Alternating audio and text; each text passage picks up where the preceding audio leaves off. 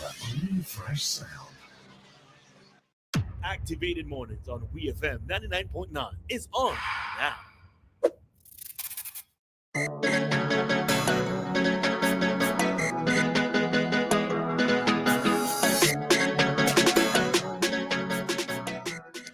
Welcome back, St. Vincent and Grenadines. The time is now 9:20, and this is the time for our open forum, or Talk to Me If You May, where callers call 457-9997 on WhatsApp 457-9997, and we discuss whatever you want to talk about. But this morning I have a topic that I'd like for us to discuss, and it stems from a comment I saw on Facebook earlier this week. Now I hear talking, I forget the comment. But The horror. the content of the comment isn't that important to the discussion. It was an incident that happened, and the director of communications, Rashad Bala, had commented, and I think he meant to make a joke, and someone responded to it. I don't see why someone of your stature would make a joke or a joke like this. Given your position, the position that you hold. And then it brings back conversations that I've heard people have about whether or not they believe that the director of communication should still be fulfilling his roles as a DJ or a radio announcer while he is the director of communication. So in essence, they're questioning his professionalism. And then there was another conversation that I had with someone here in WFM about whether or not professionalism then and now has changed in recent years. And I wanted to get not just your opinion, but the opinions of the callers in the mix this morning. So what is your opinion? Okay, so here's what, right? I want to give the listeners a minute to formulate their ideas and thoughts. And I think I want to hear what they have to say before I say anything. Because if I started, I'm going to stop with this one here, because I have a lot to say about it. So number to call, 457-9997. WhatsApp, 457-9997. We're also live on Facebook and YouTube at WFM99 SVG. Like, comment, share. So let's hear what you think about professionalism within the working environment, whether it be the way that the professional environment, professionalism, whether it be how folks interact on social media, and that would include WhatsApp status, Facebook, Instagram, Twitter, Threads, the full works, whether it be with communicating via the phone, so it's texting, voice notes, calling. How do you communicate with your superior, your coworkers? Let me see other areas that we could look at with professionalism. Attire, that's one. Deportment, that's another one. How you deal with conflict within the workspace as well, or professional settings. Yeah, all of that. Let us know. Then versus now. Let's compare the two. Let's hear it. Okay. All right. So while we wait for calls, I remember in 2019 also, I was in New York, and a Vincentian guy asked me, what is your profession? What is it that you do, or what is it that you're studying? And I said journalism, and he said, how do you expect to be a journalist? How do you expect to be on radio or television with dreadlocks? Flicks here. Flicks here. Hey, abracadabra. Hello. Abracadabra. And I really do think that in itself is a colonial way of thinking. Professionalism in the Caribbean and internationally is viewed a lot differently.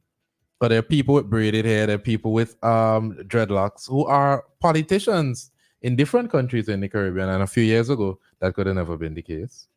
Never been the case where in the Caribbean? In the Caribbean, yeah. Because up to within the last 3 years, it was natural hair was deemed unprofessional within the surface, service sector. Hair. Black people's natural hair, which The is kinky, the curls, the 4 C's and the 3 C's, you know, Mhm. 3 B's and A's and what's not Mhm. along the spectrum. But I've seen within recent years a lot more women reverting to their natural textures Mhm. within the service sector. So it is a change. I think it's continuing to change in terms of people's perception of professionalism. Mhm. But while we compare the two, I think um, there are some things that used to be considered professional that some people might term old school Mhm. that are dwindling off or no longer exist or people take for granted. No, that should still remain. Like what? How you communicate with your coworkers, choice of words, language, tone.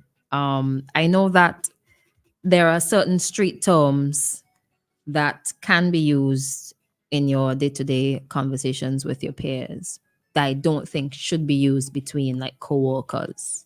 I think that is one way.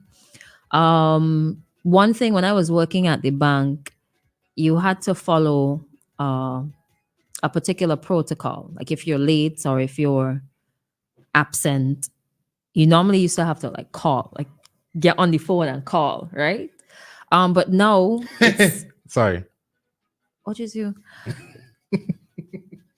Sorry. My I apologies. see why you did that, and My I'm like, apologies. okay. My apologies. ooh, child. No, it's become acceptable for you to just send a WhatsApp message. I Yeah. think it might be dependent on who your superior is. You might have to literally call them because sometimes your one-up supervisor may not be the kind of as techie as you are. That sometimes creates a conflict between the two. But I still think calling is the most professional thing to do within the Yeah. work environment. I agree and disagree. I do believe that there's certain professions that require uniformity.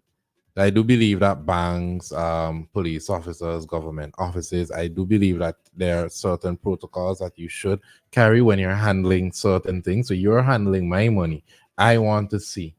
There's an image that I would like to see, and there's a way that you speak to me that I would prefer, and there's a way that you carry yourself that I would prefer to see as someone handling my money. The same with someone who's protecting me. There's certain things that I would like to see. But then how do we differentiate what is professional and what is colonial thinking?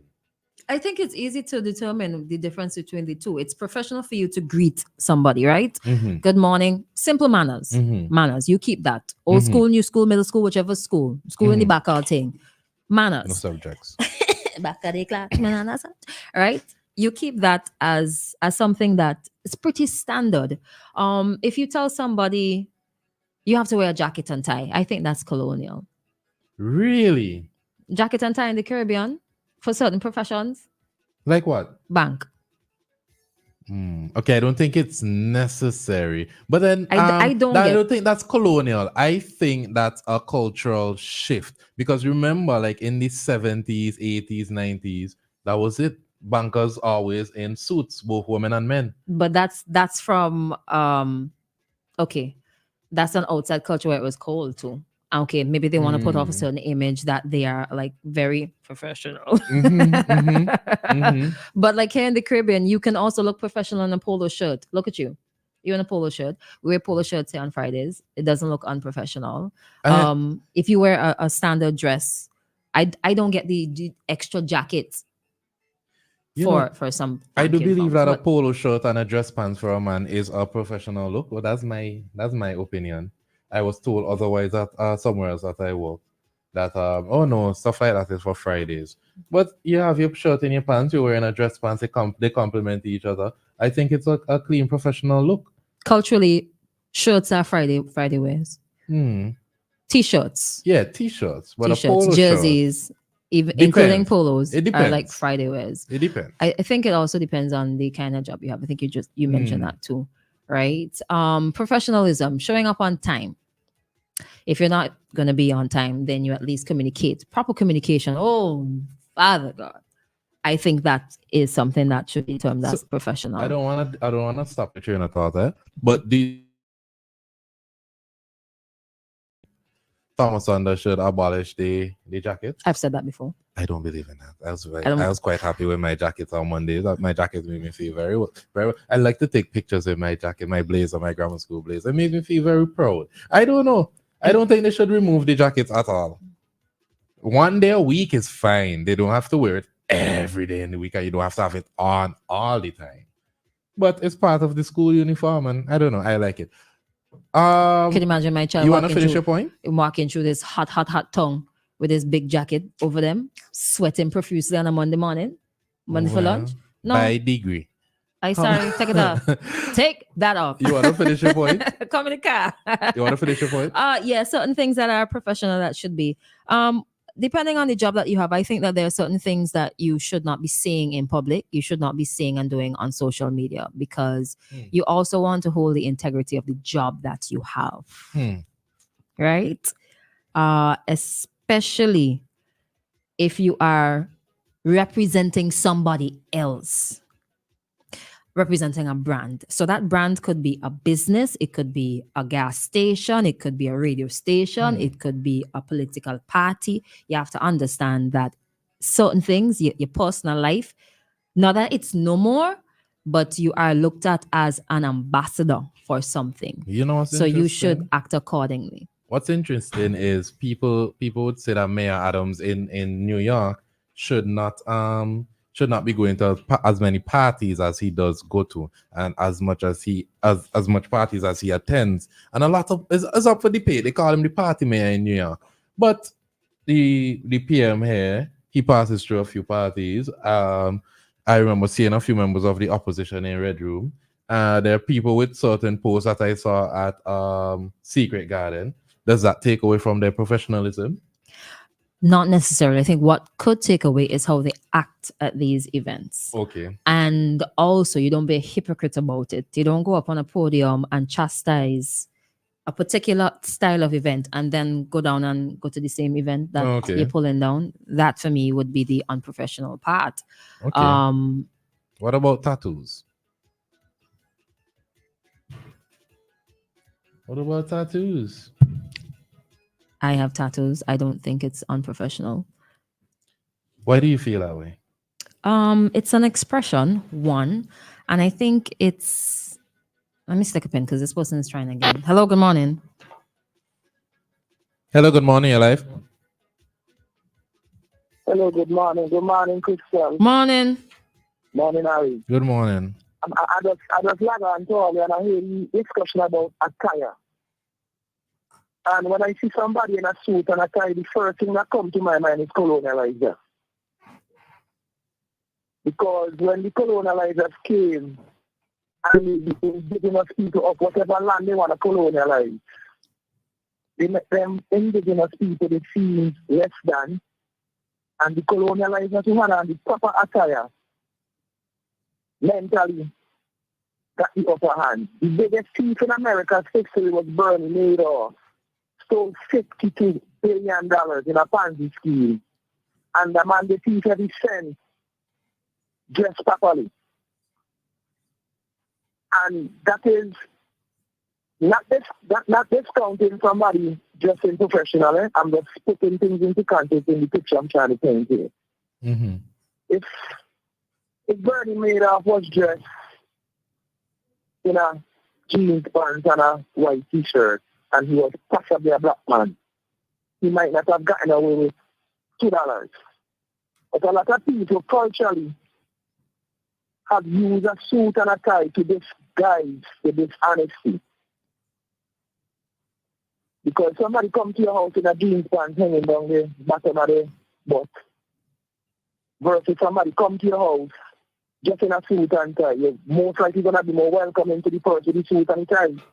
But the person in the suit and the tie come to thief, and the person in the jeans below their butt. It's not that I condone in that, just, you know.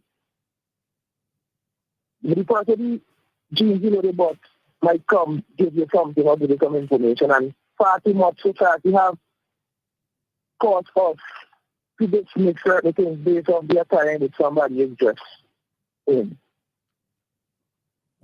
And I guess that is something you just have to look at it subjective or objective. I don't judge people based on the way they dress, to be honest. I don't judge people based on if they have a tattoo in their face, because one of my coworkers used to be in a biker gang. He was never against the law. He never broke any law. But if you see that person today, you would never want to approach a person. But guess what? If I'm in a bind and I need somebody to come and help me, that's the first person I call him. Remember, also remember there's a difference between a biker gang and a biker club. Right. They are one in the same thing, because a biker club could call themselves a biker club to hide their gang affiliation. And a biker gang might be scrutinized even though they are helping homeless children in the community. Yeah, but it's still... I understand what you're saying about that. Yeah, they're still involved in illegal activity. All of them potentially could be involved in illegal activity, and all of them could potentially be involved in community activity. Yeah, you're right. But I understand exactly what you're saying. But we have to pay attention to the person more and not pay attention as much as we pay attention to the attire.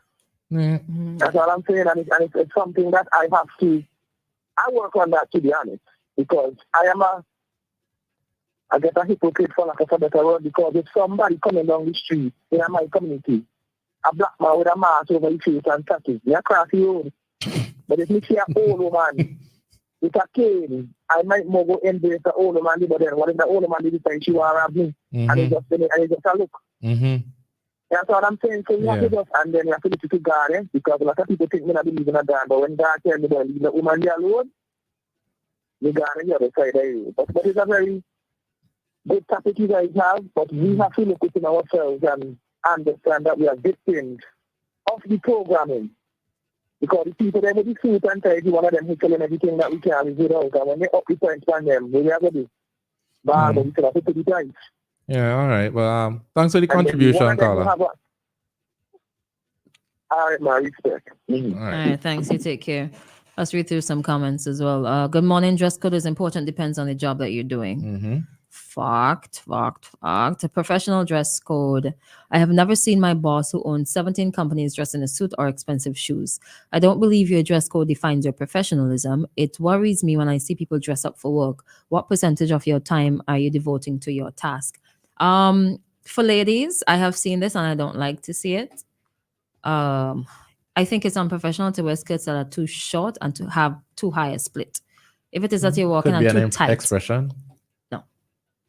I know some men like to say it, but I think it's unprofessional. Could be an expression. No. All right. Sometimes you're walking behind a young woman and she always has to be pulling down so that people behind her don't get to see her underwear because the split is so high. That's how bad it is for some folks. I think it's too much cleavage. Sometimes you're at work not to lure men in or to look sexy. I mean, honestly, but it's your job to look neat. Attire is important, minus the massive jacket. But how you look, and I think that could be an entire conversation by itself. Yeah, I do think that that's a subjective argument, because again, here the police have certain rules. So you can't have tattoos, you can't have your hair past a certain length, things like that. I could understand the hair past a certain length. Why? Especially now. Why? Where people don't have no respect for officers, they just grab the hair. In the United States, there are officers with sleeves, there's officers with dreadlocks, there are officers in ponytails, there are officers with braided hair.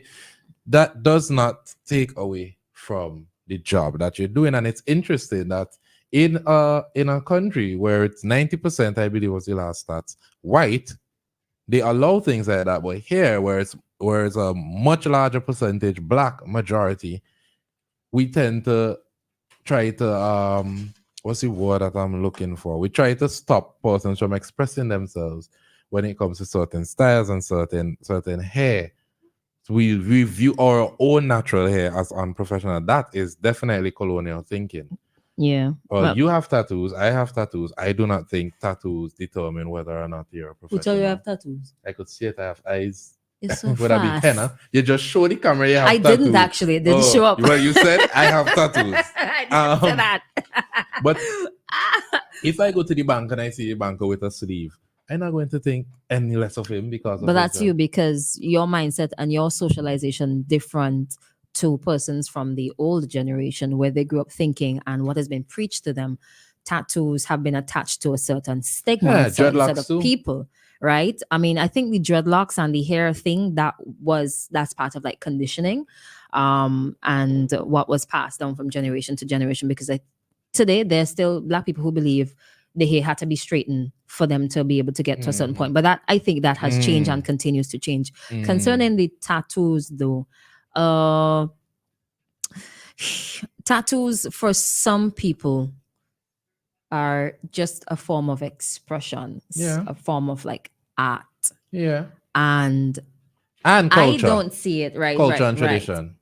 I don't see it as something that is and piercings. And put in the piercings. Oh yes, piercings as well. I don't see it as something that's unprofessional if it's something that is discreet, to a certain degree, because maybe I don't know how to word this, boy. Maybe I still have part of that thinking about tattoos, although I have a few. Just look at it like if you have like multiple piercings on your face, like your entire face has like a bunch of piercings.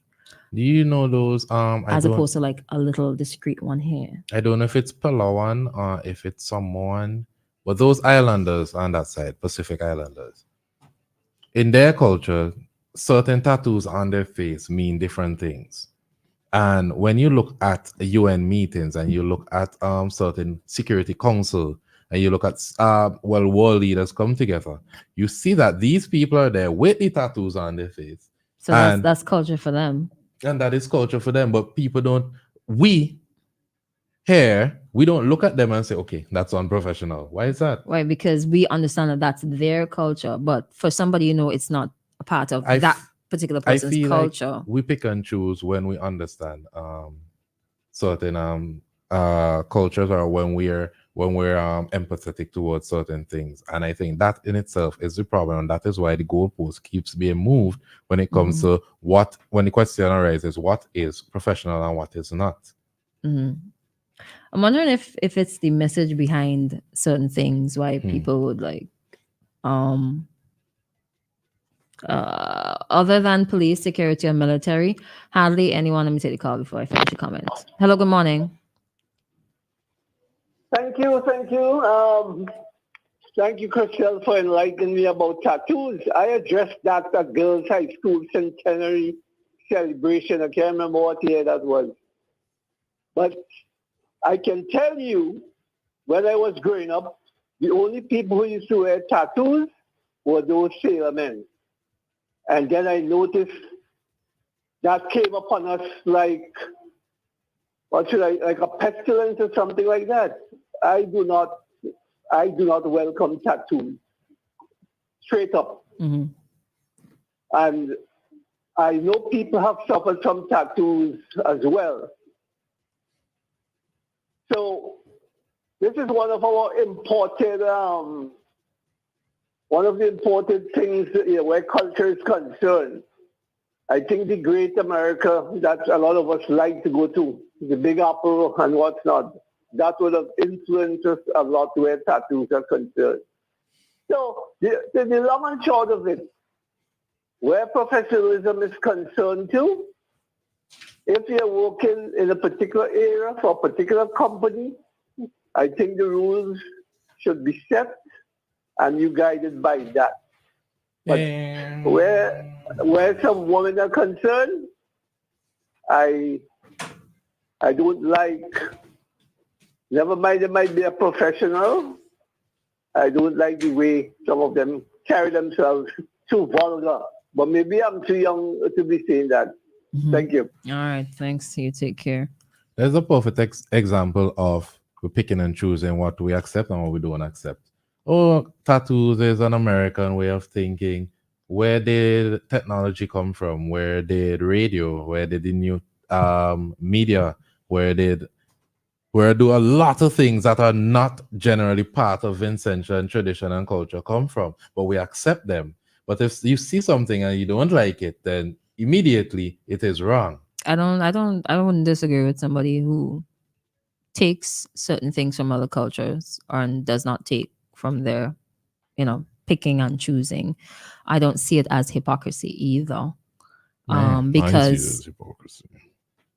I don't say that's hypocrisy because we have been using media for the greater good, though it has its negatives. In terms of like a national good, what good is a tattoo on an individual person? So We could go into a whole argument about don't say it mental has- health. Yeah, it does. We as could go into a hypocrisy. whole argument about persons being free to express themselves. Do you know that there's a whole study done when it pertains to free thinkers? If you keep someone in a uniform and then you allow that person then to start to dress how they please, they then become more of a free thinker and they could then contribute more positive ideas towards society. There's a study about that, but don't want to get too carried away. Something was said that I wanted to Professionalism. respond to and I forgot. When I was in grammar school, I got suspended. I got a letter for having my hair over 2 inches. And I remember some grammar school boys were not allowed to graduate because their hair was over 2 inches. That I think was stupid. I mean, It's stupid.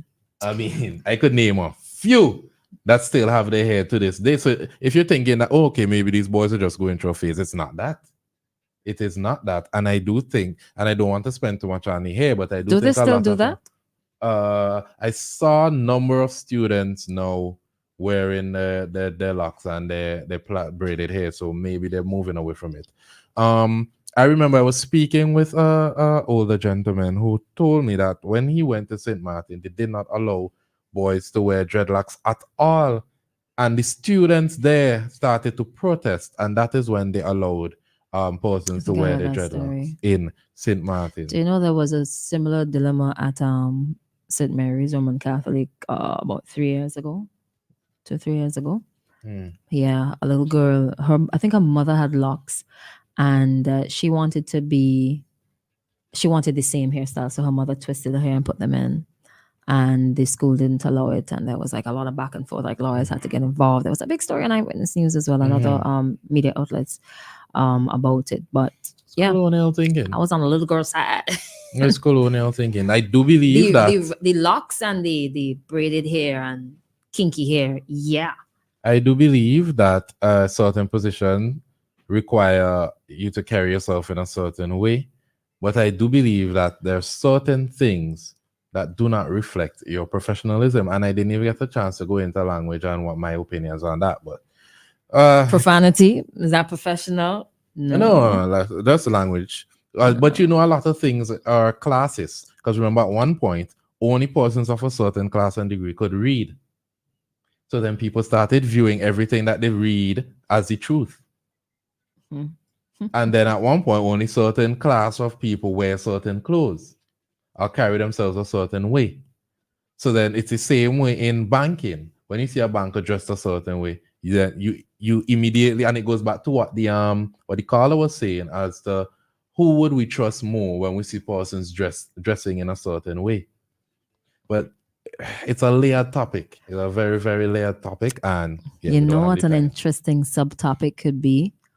What happens outside of your job? Hey. How much of an Hey. impact should that have on your actual Hey. job? That's Hey. one. Hey, But I just want to like wrap up and say professionalism, I think it ties in very closely with respect. If you respect other people and you respect yourself, being professional shouldn't be a difficult thing for you. Because I think majority of the things at the core, and it could even lend itself to talking about customer service in SVG. If you respect your customers, you give them your undivided attention, that is professionalism. Good morning. I'm sorry. I apologize. Let me help you with that. This is what we could do. XYZ. Anything else I can help you with? That is just point blank respect that could lead to professionalism, if you respect your body as well, male and female, don't show off too much cleavage, don't show off too much legs at work. You're at work. I mean, come on, be professional in the workplace. Sexual harassment, do respect yourself, respect your peers. Professionalism. There was a lot more to discuss on this, but we got to stop. Thank you so much for listening and joining us. And by the way, if there's something in particular you want us to discuss during this segment here, I would advise you send it in early, right? Like all now, so, and let's like prepare for it, Then we put it for the next segment. All right. Well, thanks for listening to Activated Morning